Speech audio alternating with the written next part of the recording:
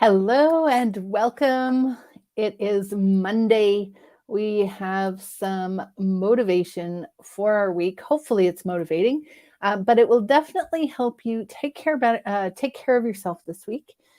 Whatever you have going on. Melissa Steginus says self care is your fuel. Whatever the road ahead or the path you've taken, self care is what keeps your motor running and your wheels turning. We're going to talk for a little bit about self care. And sometimes we think self care is just bubble baths and relaxing and luxurious situations, and that's simply not the case. Self care is whatever it takes for you to recharge, whatever that is. And it's going to be different for you than it is for somebody else, and sometimes even different in different phases of your life. So I want to know, do you have time blocked in your calendar this week for self care? If not, I'm going to show you how to do that. What about today? Anything blocked in there for today? The challenge is setting aside the time. How do you set aside the time? There's often things that fill our calendar, become reactive.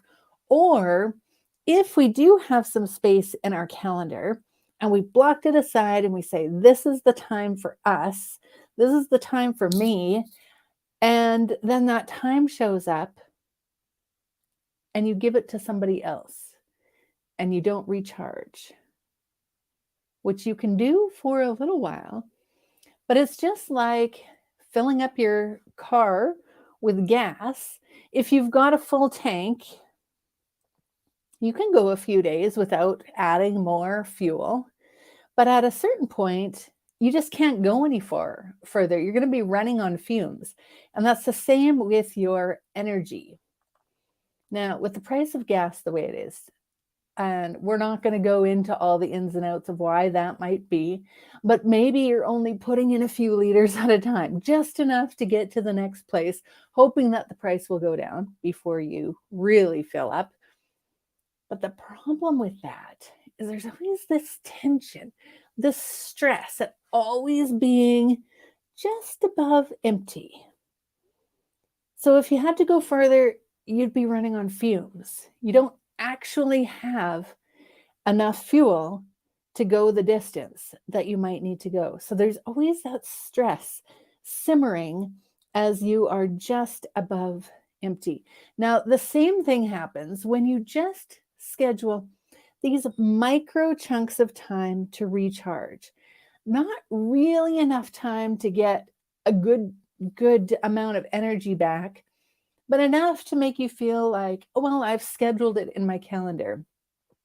Depending where you are on this introvert, extrovert kind of continuum, you'll know what I mean.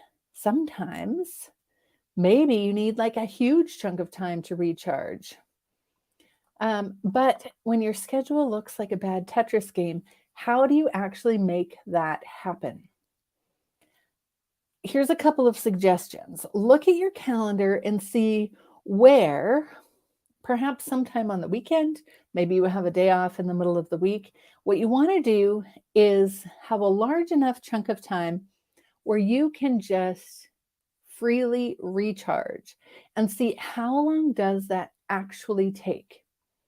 It might take 2 hours, might take 4 hours, whatever the time, doesn't matter. We just need to time and see. And how do you know when you're recharged?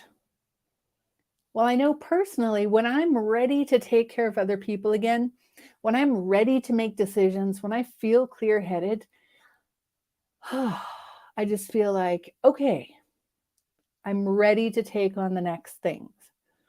And that might take 4 hours to do a full recharge. So that's like going to the gas station and filling up the tank 100%. It's all the way on full. Then figure out what drains you. There might be activities during your week that drain you of more energy than other activities. When you have those chunks of time, those draining, Perhaps it's a meeting, you don't like meetings, maybe it's a social event, or maybe you're an extrovert and you have to spend time by yourself, and that's draining. And then you need to book some time to be with people to get re-energized. So we have both things. Sometimes if you're introvert, you're going to need to spend alone time. Extrovert, you're going to want to recharge with people. Whatever that is, you need to make sure to schedule time in your calendar, a large enough block of time that you can once again add some energy to your tank. And then we need a daily recharge. Now, this could be smaller depending on what energy draws you're having during the week. This is like topping up your tank. Maybe you're running at 3/4 and you're just going to top it up just in case. So then if something gets piled on that you weren't expecting, you have the energy to handle it. Whereas if you're on a quarter tank and then there's something that's going to take a quarter tank, you're going to have nothing left, anything left to do anything more after that.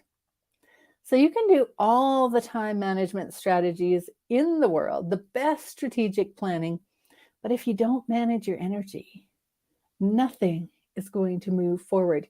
You won't have the energy to execute your plans. Melissa Steginus says, self-care is your fuel. Whatever the road ahead or the path you've taken, self-care is what keeps the motor running and your wheels turning. So to recap, we need to time your major energy recharge. How long does it take? Put it in your calendar. Block it there. Make that a time with yourself. Find what drains your energy and make sure you have a large enough top-up time after that draining activity. And then make sure you have some daily time just to keep things topped up so that unexpected things aren't going to draw your energy down all the way. Take some time. Do it today. Right now. Block it in. You'll be happier. You'll do better work. And you'll have the energy you need to connect with others. Until next time.